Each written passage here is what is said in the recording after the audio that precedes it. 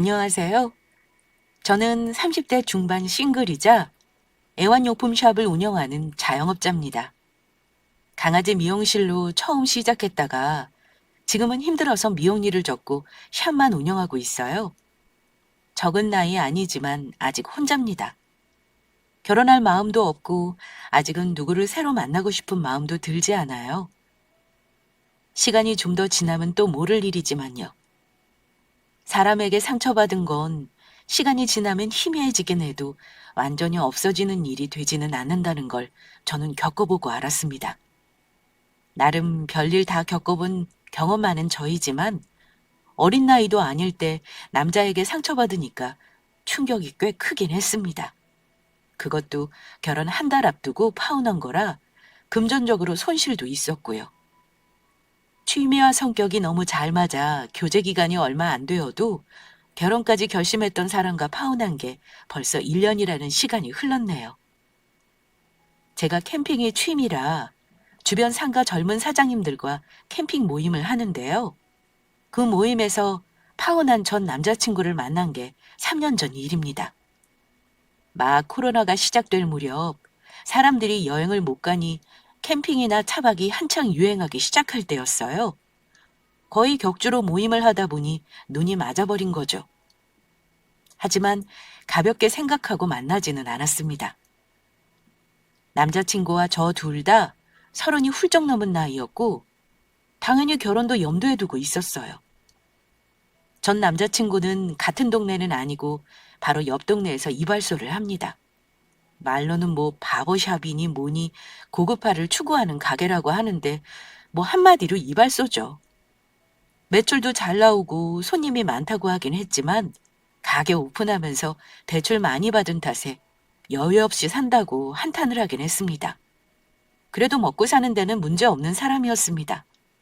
우리 두 사람이 급속도로 가까워지자 같은 모임에서 가깝게 지내는 42살 언니가 저에게 이런 말을 해준 적이 있었습니다. 현아 씨, 요즘 이발소 김 사장이랑 만난다며? 모임에서도 그렇고 말이 많더라. 철벽 치던 현아 씨가 임자 만났다고 말이야. 내가 이런 말하는 거 오해하지 말고 혹시나 해서 하는 말이니까 그냥 듣기만 해줘. 아무리 친하게 지내는 사이라 해도 남의 개인사 연애사 참견하는 게 솔직히 어려운 일이잖아요. 그런데도 해줄 말이 있다는 건 제가 주의 깊게 들을 필요가 있다고 생각했습니다. 그럼요, 언니. 괜찮으니 말해보세요. 혹시 저 만나는 사람 이상한 소문 있거나 그런 거예요? 그러자 언니는 손살에 치면서 말했습니다.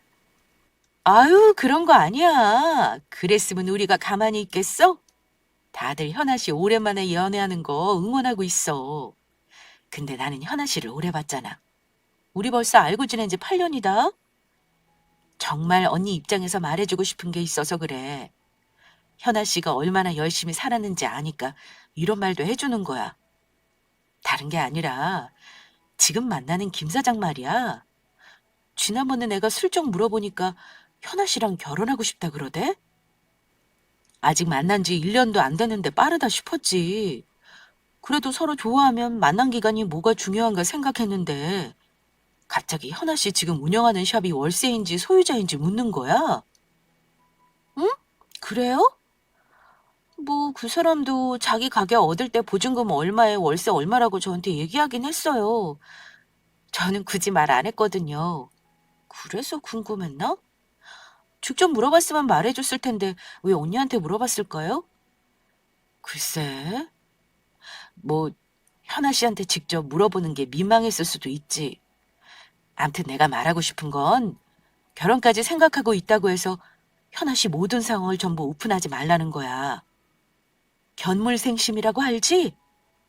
아무리 사심 없이 좋아서 만난다고 해도 만나는 사람이 돈 있는 거 보이면 엉뚱한 생각하는 게 사람이야. 특히 남자들은 더 그래. 결혼한 경험자 입장에서 얘기해주는 거니까 참고해. 알았어요, 언니. 그 정도는 저도 알죠. 제 성격 아시잖아요. 걱정해줘서 고마워요. 꼭 명심할게요. 그래.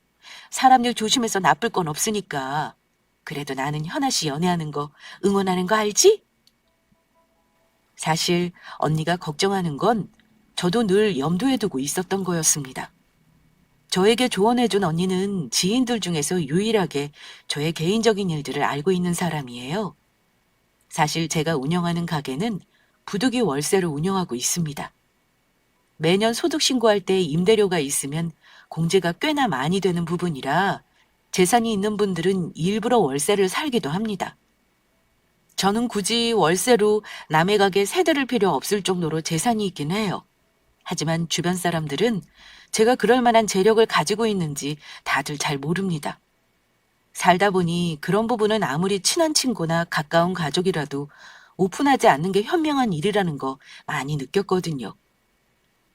당연한 말이지만 남자친구와 교제하는 초반에는 서로 당사자들끼리 마음에 들어서 만난 거니 가족이며 경제 상황이며 자세한 건 당연히 알지 못했어요.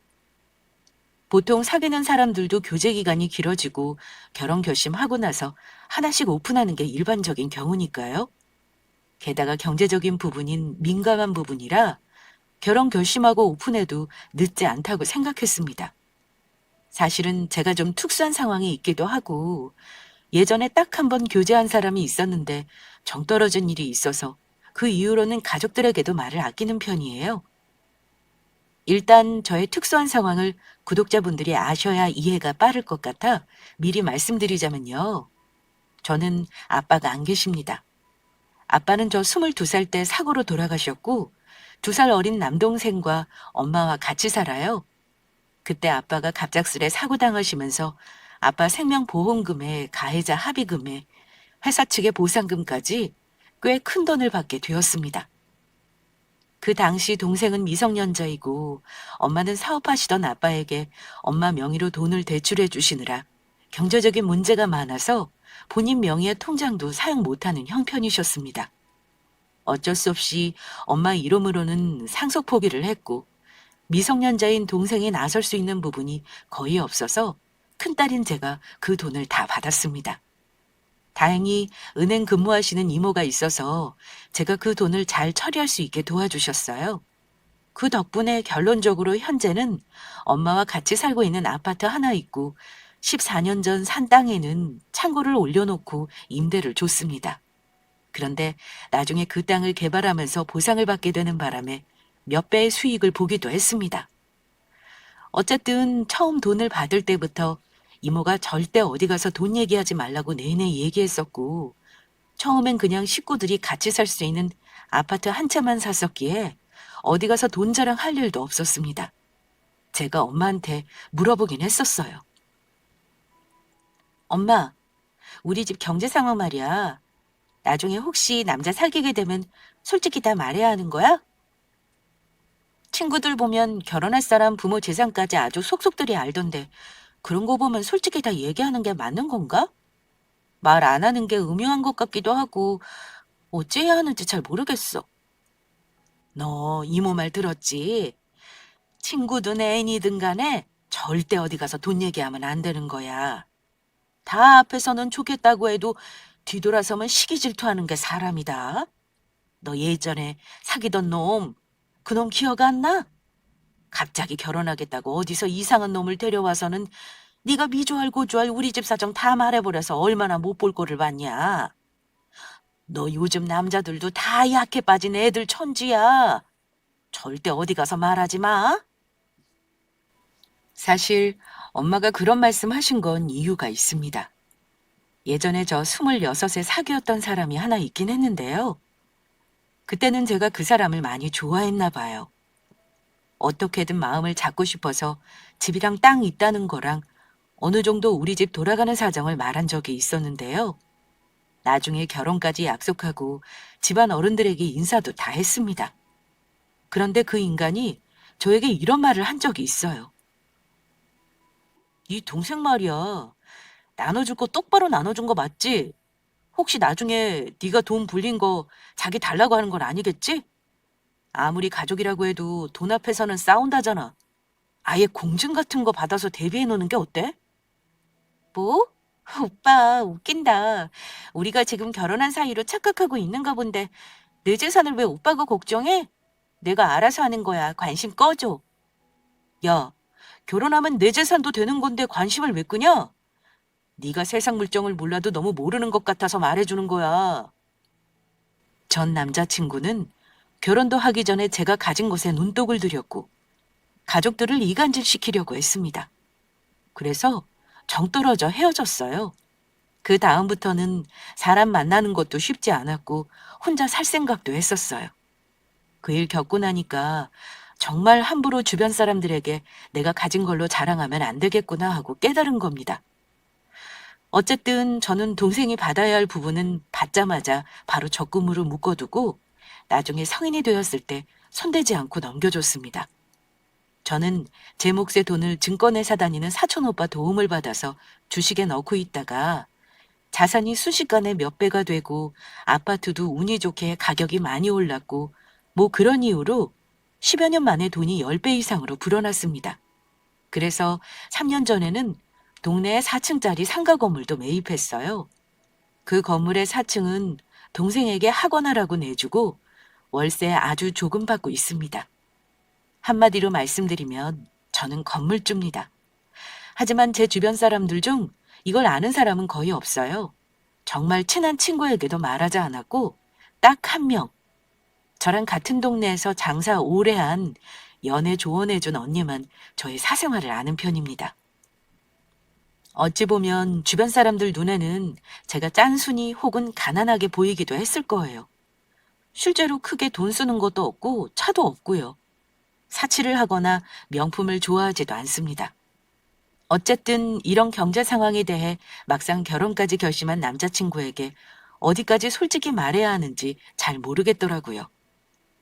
엄마랑 이모는 당연히 결혼식장 들어갈 때까지 말하지 말라고 하셨고요. 전에 사귀었던 사람과의 안 좋은 경험도 있고 해서 저도 결국은 나중에 결혼해서 얘기하는 걸로 마음 굳혔습니다. 남자친구와 반년 정도 교제를 했을 때쯤이었던 것 같아요. 갑자기 자기 집에 인사를 가자고 하더라고요. 만난 지 얼마 안 된 시점이라 갑작스럽긴 했지만 남자친구는 저와의 결혼을 아예 확신하고 있었습니다. 벌써 인사드리는 건 너무 빠르지 않아? 나는 아직 우리 엄마한테 결혼하고 싶다는 말도 못했단 말이야. 그게 뭐가 중요해? 맘에 맞는 사람만 나타나면 한 달 만에 동거할 수도 있고 결혼도 할 수 있는 거지. 엄마가 너 데려와 보라 그러셔서 더 이상 핑계 댈 수가 없어서 그래. 그냥 밥 한 끼 먹는다고 편하게 생각해. 나도 얼른 너희 집 인사 가면 되는 거잖아. 근데 결혼 준비는 제대로 해놓고서 결혼 서두르는 거야? 가계 보증금도 대출이라며. 내가 설마 돈도 없이 결혼하자고 하겠어? 걱정 마. 집 살 돈은 없어도 우리 둘이 같이 모으면 전셋집은 얻을 수 있을 거야. 다른 거 최대한 아끼고 준비하자. 얘기 들어보니 적금 2천씩 2개 가지고 있다고 했고 저 만나기 전 사업 시작하면서 갖게 된 빚이 5, 6천 정도 있다고 했습니다. 그건 일하면서 금방 갚을 수 있다며 자기 부모님이 모자란 결혼 비용은 대주실 거라고 하길래 저는 대충 반반 비율 맞춰 보태겠구나 생각은 하고 있었습니다. 빚이 많은 게 마음에 걸리긴 했어도 요즘 사업하는 사람 치고 빚 없는 사람 없는 거 잘 알기에 그 사람 앞으로의 비전과 이 사람의 좋은 부분들을 생각해서 그 점도 제가 감안하고 어차피 맞벌이 할 거니 같이 갚아 나가보자고 했습니다. 여기까지는 저도 빚에 대해서 어느 정도 감안하고 결혼을 결정한 거였습니다. 애초에 돈보다는 사람을 보고 결혼을 하려 했고 그래도 앞으로의 비전은 있는 사람이라서 결혼을 결심했습니다. 남자친구가 부모님 인사드리자는 말에 예비시댁에 인사라는 걸 가서 처음 그 사람의 부모를 만나봤습니다. 남자친구는 부모님 두 분이 다 계셨고 아마 남자친구가 저의 가족 상황에 대해선 미리 말을 해놨을 거라 짐작은 하고 있었습니다. 처음 인사 갔을 땐 솔직히 말하면 긴장해서 그런가 딱히 저에게 예비 시부모님이 무례하거나 예의 없이 대하신 건 없었습니다. 다만 제가 30이 훌쩍 넘은 나이라는 걸 별로 안 좋아하신다는 것과 직업을 별로 마음에 들어 하시지 않는다는 걸 처음 인사 갔을 때 눈치채긴 했습니다. 그래도 아들이 결혼하고 싶은 여자 데려온다고 하니 정성껏 저녁상을 준비해 주셨길래 감사 인사 정중하게 드렸고 가지고 간 선물도 드렸어요. 그랬더니 예비시모 되시는 분이 웃으시더라고요. 아이고, 오늘은 편한 마음으로 얼굴만 보자는 건데 뭘 이런 걸 사가지고 왔어? 어머나, 어쩜 이 비싼 초기 세트를 사왔니? 잘 먹으마. 나이도 있고 장사는 애라고 해서 혹시나 예의 없는 애가 아닐까 걱정했었는데 어쩜 이렇게 센스 있는 아가씨를 데리고 왔을까? 우리 아들이 빨리 결혼시켜달라고 하는 이유가 있었네. 예쁘게 봐주셔서 감사합니다, 어머니. 그래, 그래. 우리 이렇게 얼굴 봤으니 앞으로 자주 보자. 우리 며느리 될 사람이면 쉽구나 매한가지지. 가게 운영하는 사장이라고 들었다만 무슨 일인지 물어봐 되겠어? 아, 네. 지금 강아지 미용하고 있어요. 여기서 멀지 않아요. 10분 거리 초등학교 앞 사거리 아시죠? 거기 1층 모퉁이에요. 그래? 나중에 지나갈 일 있으면 한번 들러도 될까? 네, 그럼요. 손님만 없으면 제가 차 한 잔 대접해 드릴게요. 근데 말이야, 강아지 미용이면 사람 미용하는 것만큼 돈은 벌리니? 우리 아들이 돈 얼마 버는지는 들었지? 아직 대출 갚느라 바빠서 큰 돈은 못 모았지만 둘이 벌어서 집 사고 하라면 힘들 텐데 걱정이구나. 예비 시모는 제가 강아지 미용을 한다고 하니까 그다지 버는 돈이 없을 거라고 생각하셨나 봐요. 거기다 대고 돈 많이 번다고 반박하는 것도 웃긴 일이라 별말하지 않았습니다. 어쨌든 그날 인사 가서는 두 분이 이런저런 걸 많이 묻길래 최대한 정성껏 대답했습니다. 아빠는 언제 돌아가신 건지, 엄마와 동생은 같이 살고 있는지, 심지어 집이 어디고 자가인지 월세인지까지 물어보시길래 다 말씀드렸어요.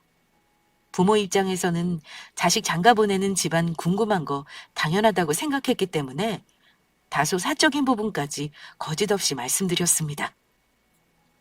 남자친구 집은 그냥 평범했어요. 10년 된 30평대 아파트에 사셨고 예비시부는 관공서에서 건물 관리하는 일을 하신다고 하는데 수입이야 뭐 두 분이 아들에게 손 안 벌릴 정도라고 하시더라고요. 솔직히 말하면 결혼할 때 큰 도움을 주실 만한 형편으로는 보이지 않았습니다. 그날 예비시댁에 인사하고 와서 엄마에게는 대접 잘 받고 왔다고 말씀드렸어요. 그리고 일주일 후쯤 우리 집에도 남자친구를 인사시켰습니다. 남동생이랑 엄마랑 이모까지 총 출동해서 남자친구를 봤어요. 외모야 남의 머리 만지는 사람이라 멀끔했으니 엄마랑 이모는 마음에 드신다고 했죠. 그리고 결혼 준비를 어찌할 생각인지 물었을 때 제법 자기 계획을 잘 얘기하더라고요. 지금 자기 바버샵에서 매출이 얼마나 나오고 있으며 부모님이 도와주시면 결혼할 때 전세는 얻을 수 있다고요. 엄마랑 이모는 반반이셨습니다. 경제적인 거 생각하면 제가 너무 아깝다고 하셨어요. 하지만 사업소와는 있어 보이고 강단도 있어 보이니 결혼해도 괜찮을 것 같다고 허락하셨습니다. 단 한 명, 제 남동생만 빼고요. 제 남동생은 누나인 저를 빼앗기는 느낌이라 그랬던 건지 이런 말을 하더라고요. 누나, 나 사실 그 예비 매형이 한다는 가게에 가본 적 있거든? 나를 못 알아보는 것 같아서 아는 척 안 했어. 근데 난 누나 그 사람이랑 결혼하는 거 반대야.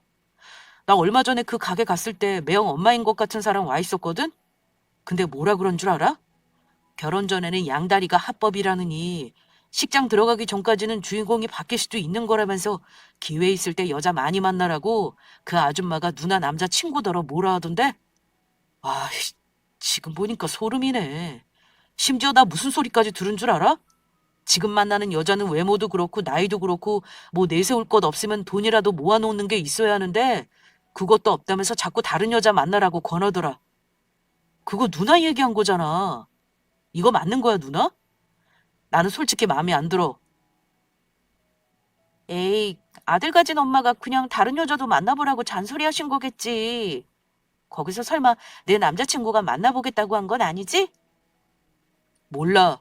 손님들이 있으니까 대답하기 민망한지 웃기만 하더라. 어쨌든 나는 찝찝해. 그 집 시어머니 친절했다며. 내가 볼 땐 본색을 감추고 있는 것 같아. 누나 그 집에 인사 간 지 얼마 되지도 않았잖아. 그냥 결혼 안 하면 안 돼? 동생은 아마 같은 동네이니 남자친구 바버샵을 가본 적이 있었나 봅니다. 하필 저런 대화를 주워 듣고 와서는 찝찝하다며 결혼하지 말라는 말을 하더라고요. 저는 그 일을 대수롭지 않게 생각했어요. 아들 가진 엄마가 뭐 결혼 전에 다른 여자 만나보라고 얘기할 수도 있는 거라고 가볍게 생각했습니다. 하지만 그때 가볍게 넘기지 말고 파혼했다면 충격이 아마 덜했을 거라는 생각을 합니다. 어쨌든 저는 동생의 그런 충고를 무시한 채 남자친구와 상견례 날을 잡았고 양가 부모님 의견 조율에 결혼 날짜까지 잡았습니다. 그리고 상견례 전날까지 남동생은 제 결혼을 말렸습니다만 이미 날짜까지 다 잡은 마당에 남동생 말이 귀에 들어올 리 없었습니다. 상견례야 뭐 별다를 것도 없었습니다. 결혼 날짜를 6개월 앞두고 하는 거라 신혼집 문제며 예단 문제만 간단히 의논했고 간소하게 결혼시키자는 거에 부모님 모두 동의하셨습니다. 그런데 상견례 때는 우리 부모님에게 무리한 언행을 전혀 하지 않았던 예비 시모는 상견례 이후부터 묘하게 태도가 변하기 시작했습니다. 우리 가족들을 만나고 뭘 느끼신 건지 모르겠지만 우리 쪽에서는 남자친구가 할 수 있는 수준에 맞춰서 예단이랑 전셋값 보태겠다고 얘기한 건데 왠지 그걸 바라는 게 아니었던가 봅니다. 잘 사는 집이면 자기 아들이 돈이 없어도 이것저것 받을 수 있다고 생각하셨던 모양입니다. 그날 이후 툭툭 한 번씩 저에게 연락을 하셔서는 자꾸 엉뚱한 말을 하시더라고요. 예, 니들 천셋집 알아본다며.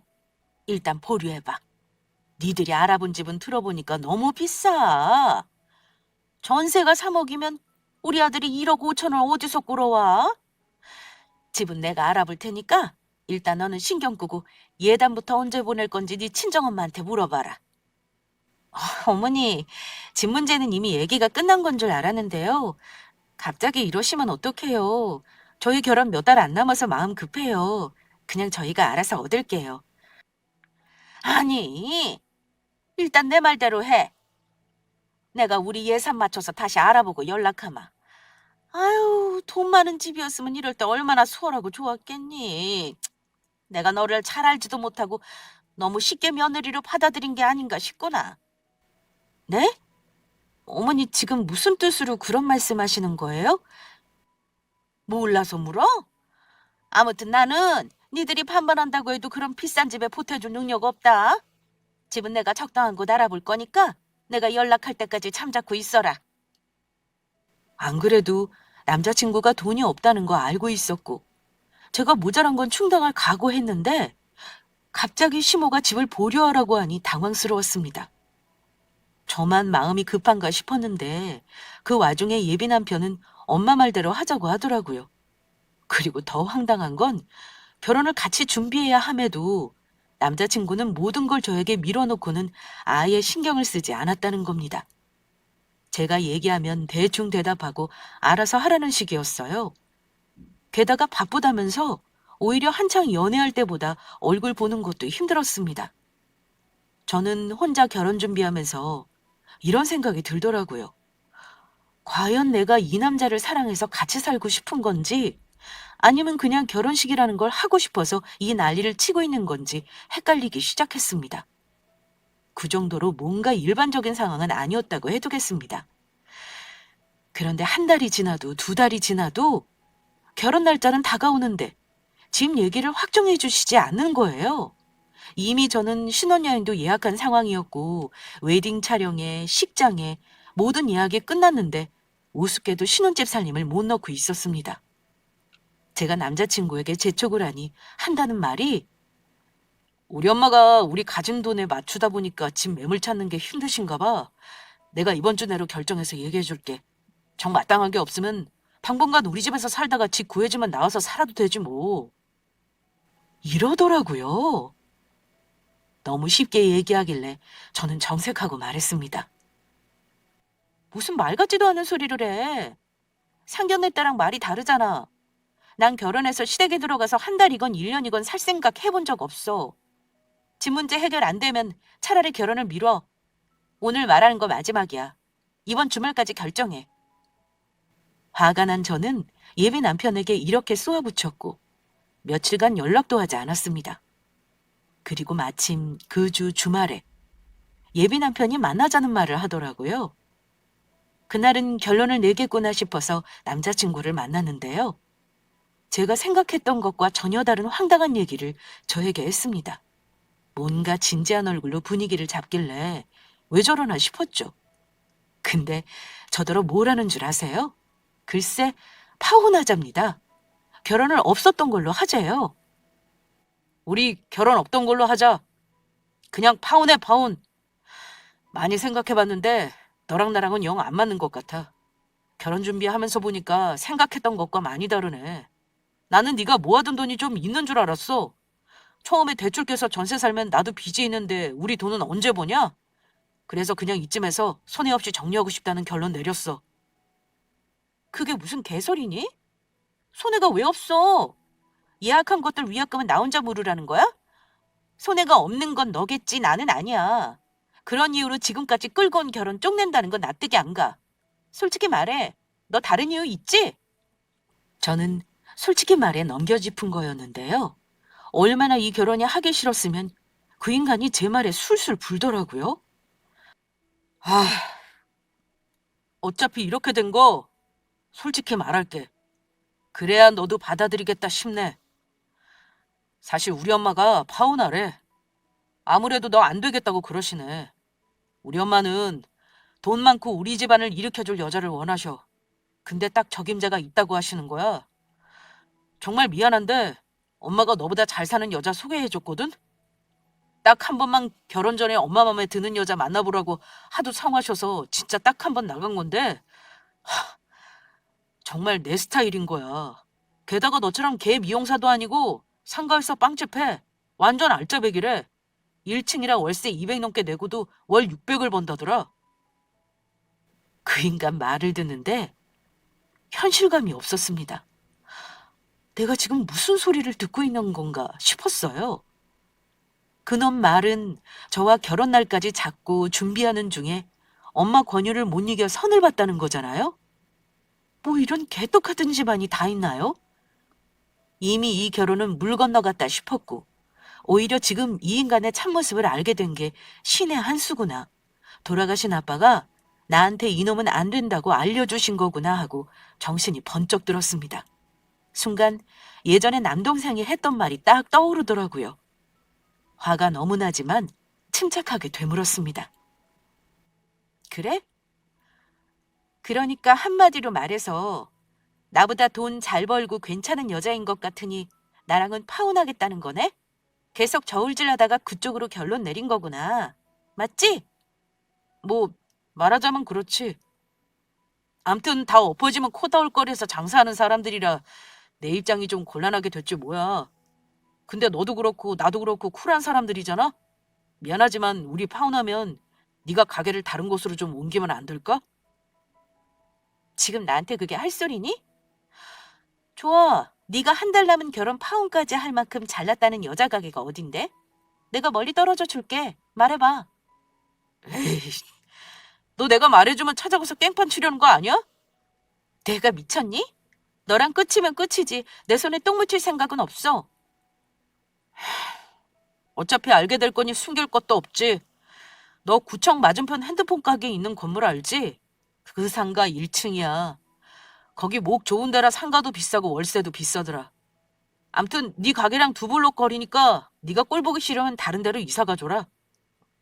남자친구가 말하는 건물을 들으니까 어딘지 딱 알겠더라고요. 솔직히 말해 소름 끼칠 정도였습니다. 정말 이건 돌아가신 아빠가 나 도와주시는 거구나 생각이 들었어요.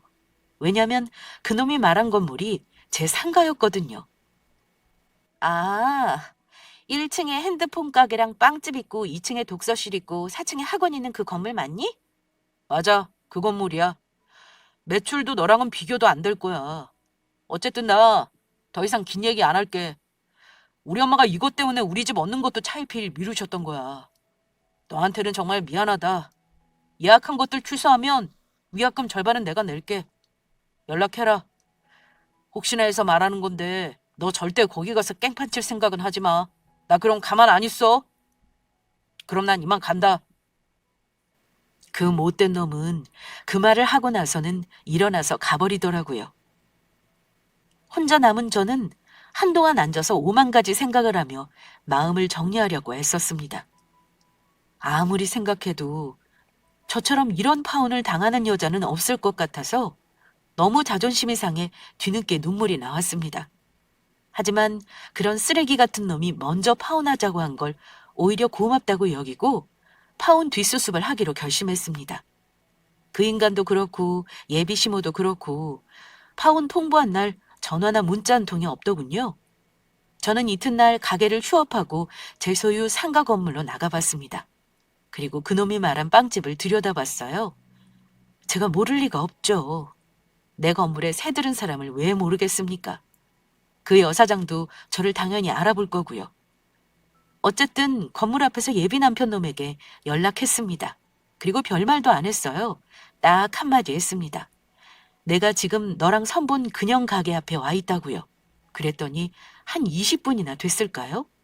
슬리퍼까지 거꾸로 신고 그놈이 헐레벌떡 왔더라고요. 그 모습 보니까 오만정이 다 떨어지더군요. 야, 너 내가 깽판 치지 말라고 했잖아. 여긴 왜 왔어? 일단 딴 데 가서 얘기하자. 다급하게 저를 잡아 끌길래 손을 뿌리치며 말했습니다. 꼴에 쪽팔린 줄은 아니? 너는 내가 여기 깽판 치러 왔다고 생각하냐? 웃기지 마. 너랑 선본 여자한테 가서 내 이름 알려줘봐. 가서 최현아가 누군지 아냐고 물어보라니까? 무슨 뚱딴지 같은 소리야. 너를 아냐고 내가 왜 물어봐야 하는데 그 여자가 너를 알 리가 있겠냐? 그래? 그렇다면 내가 직접 확인시켜줘야겠네? 저는 그놈 팔을 뿌리치고 가게 문을 열었고 마침 손님이 없었는지 빵집 사장이 가게로 들어서는 저를 보더라고요. 그 인간은 제가 빵집 사장 머리채라도 휘어잡을 줄 알았나 봅니다. 예비 남편 놈은 제가 가게 들어서는 걸 막으려 했는데 빵집 사장님이 저를 보고 하는 한마디에 바로 자리에서 굳어버리더군요. 어머 사장님, 우리 가게는 어쩐 일이세요? 오랜만에 오셨네요. 그리고 뒤따라 들어오는 그 인간을 보고 놀라서는 어머 기철 씨, 기철 씨는 여기 웬일이에요? 두 분이 같이 동행이신 건가요? 이렇게 묻더라고요. 보아하니 그 여사장은 아무것도 모른 채 예비 시모 농간질에 속아 예비 남편과 선을 본 듯 했습니다. 예비 남편은 제가 빵집 사장을 알고 있다는 거에 놀라더라고요. 야, 너 뭐야? 이 가게 사장 알고 있었어? 내가 모를 리가 있겠니? 이 건물이 내 건데 세입자를 왜 몰라? 내가 여기 와서 난리칠까 봐 걱정했니? 나 여기 월세 계약 종료하겠다고 통보하러 온 건데? 이사비 줄 거니까 나가달라고 하려고. 내가 미쳤어? 너랑 파혼하고 내가 왜 이 가게를 옮겨? 옮기려면 이 가게를 옮겨야지. 대화를 듣고 있던 여사장은 놀란 눈으로 저와 예비 남편을 번갈아 보았습니다. 대체 이게 무슨 상황이죠? 사장님이 기철 씨랑 파혼이라뇨. 두 분이 결혼 약속한 사이세요? 어머, 이게 뭔 일이래? 저는 놀라서 떨고 있는 사장님에게 상황을 그대로 얘기했습니다. 나도 내 건물 세입자랑 이런 대화하는 게 웃기네요. 보는 그대로예요. 나 이 남자랑 결혼 약속한 사이였어요. 물론 지금은 파혼했지만. 근데 결혼 준비 중에 사장님이랑 선을 봤나 봐요. 아주 악질 중에 악질인 양다리죠. 근데 선택받은 건 그쪽이네요. 아마 이 인간은 내가 건물주인 거 몰랐으니 나름 머리 굴려서 결정한 거겠죠. 본인 발등 찍은 건 줄도 모르고 말이에요. 어찌됐건 사장님도 진실은 알 권리가 있는 거잖아요. 나머지는 두 사람이 알아서 해결하시고 나는 이만 갑니다. 아, 이 가게 말이에요. 혹시 불편하다면 월세 빼셔도 돼요. 복비랑 이사비는 드릴게요. 그때 그 여사장은 멍하게 서 있던 예비 남편 놈의 뺨을 갈겼습니다. 때릴 사람은 나인데 저보다 먼저 선수를 치더라고요. 그러면서 당장 나가라고 소리를 고래고래 지르더니만 저에게는 나중에 따라 연락하겠다며 어쩔 줄 모르는 얼굴을 했습니다. 제가 가게를 나가니 그 인간이 쪼르르 쫓아나오더라고요. 야, 최연아, 너 뭐야? 뭐 건물주? 너 이 건물 정말 네 거야? 그런 거냐고. 맞아. 너한테는 나중에 결혼하고 말하려고 했어. 근데 고맙게도 네가 먼저 쓰레기인 거 커밍아웃 했네? 왜? 이제 와서 내가 건물주라니 아쉽냐?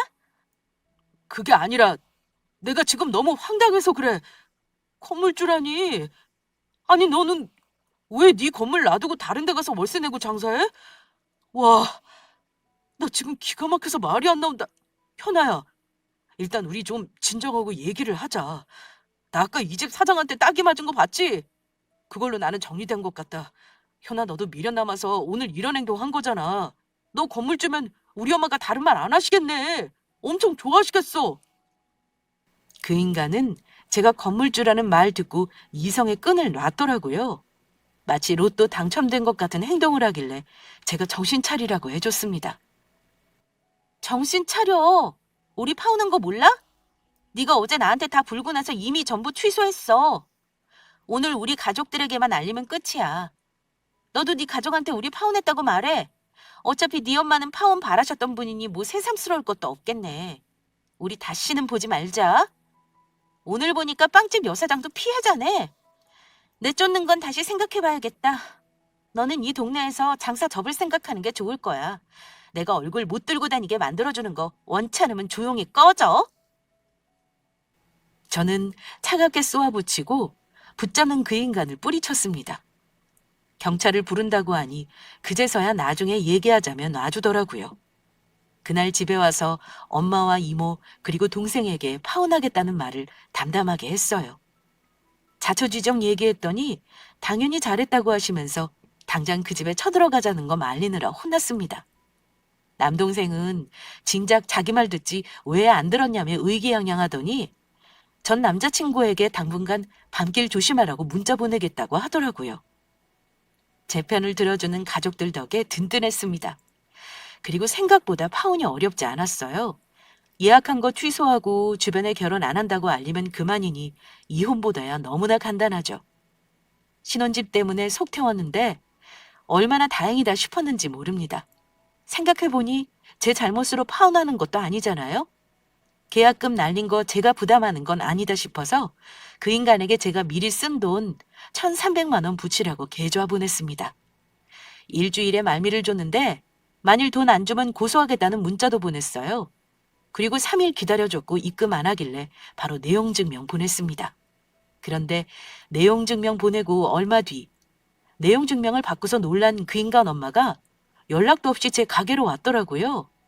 돈이나 붙이면 끝날 일을 그 돈 내는 거 아까워서 왔나 봅니다. 파혼 의사 전했으면 된 거지 뭐 더 할 말 남으셨나요? 어머니 잘난 아들 돈 많은 여자 소개해주고 장가 들이세요. 어차피 저 탐탁치 않으셨잖아요. 어머, 얘 현아야, 탐탁치 않기는. 너 같은 며느리감이 어딨다 그래. 내가 뭔가 오해를 단단히 했구나. 어쨌든 본의 아니게 상처 줘서 미안하다. 지금 우리 아들이 많이 힘들어해. 너랑 헤어지고 맨날 술독에 빠져 산다. 내가 잠시 미쳤었나 봐. 너 정도면 분에 넘치는 며느리인데 무슨 욕심을 더 내겠다고 그랬는지. 다 내 잘못이다. 우리 아들은 나한테 휘둘려서 그런 거야. 그러니까 제발 마음 풀고 우리 아들 받아주면 안 될까? 내가 이렇게 빌게. 그러더니만 갑자기 무릎을 꿇으시더라고요. 저는 다급히 그 인간 엄마를 일으켜 세웠습니다. 왜 이러세요? 이런다고 저 마음 풀릴 거라 생각하지 마세요. 이미 끝난 일이고 더 볼 일 없네요. 아줌마 아들 술독에 빠져 사는 건 당연한 거예요. 자기가 스스로 로또 당첨된 거 찢어버렸으니 억울하지 않겠어요? 술이라도 처마시면 잊고 싶겠죠. 아줌마 아들은 알아서 잘 챙기세요. 저는 이제 그 집과 상관없는 사람이에요. 돈이나 빨리 붙이라고 하세요. 분명히 기한 줬습니다. 고소 당하기 전에 주는 게 좋을 거예요? 예. 날까지 잡고 가족처럼 지냈는데 이럴 수 있니? 계약금 취소한 건 언제고 줄 테니까 결혼만 다시 고민해봐. 부탁한다. 응? 2번 말하기 싫은데 왜 이러세요? 저 정말 경찰 부를까요? 그러게 왜 사람을 알지도 못하면서 그딴 식으로 판단하시냐고요. 저는 이 결혼 피해서 진짜 다행이라고 생각하는 사람이에요. 다시는 저 찾아오지 마세요. 신랑이 끝에 저는 그 인간 엄마를 가게에서 겨우 내보냈습니다. 그 뒤 한동안은 저 출퇴근 시간마저 동생이 오며 가며 고생 좀 했습니다. 다행인 건 그 뒤로 그놈 식구들은 제 가게 주변에 얼씬도 안 하고 있어요. 동생에게 들은 얘기지만 그놈은 바버샵인지 이발소인지 망해먹고 다른 곳으로 갔다고 하더라고요. 저는 파혼하고 나서도 당당하게 원래 나가던 모임에 나가지만 그 인간은 흔적도 없이 사라졌습니다. 쪽팔린 거 알면 아마 다시는 이 동네 발 못 붙일 거라 생각합니다. 아마 파혼 사연 중에서 제 사연이 레전드일 것 같아요. 결혼 준비 중에 엄마 소개로 선본 놈이 과연 대한민국에 몇이나 될까요? 한동안 생각하면 창피하기도 하고 힘들었지만 1년 지나고 나니 파혼 그까짓 거 뭐라고 내가 위축되어서 사나 싶습니다. 제 삶은 파혼 전이나 파혼 후나 크게 바뀐 게 없으니 이대로 인생 즐기면서 즐겁게 살려고요. 아마 저는 독신을 고수할 듯 싶네요. 그래도 다시 누군가를 만난다면 그때는 결혼 같은 거 하지 말고 연애나 하며 살랍니다. 다시 한번 느낀 거지만 아무리 친한 친구라도 형제 자매라도 돈 얘기, 경제력 얘기는 오픈하는 거 아니더라고요. 돈이 있는 거 알면 팔이 꼬인다는 거 확실히 알았으니 그냥 없는 척하고 살려고요. 저의 황당한 파혼 사연은 여기까지입니다. 다음에는 행복한 사연을 보내는 기회가 왔으면 좋겠네요. 끝까지 들어주셔서 감사합니다.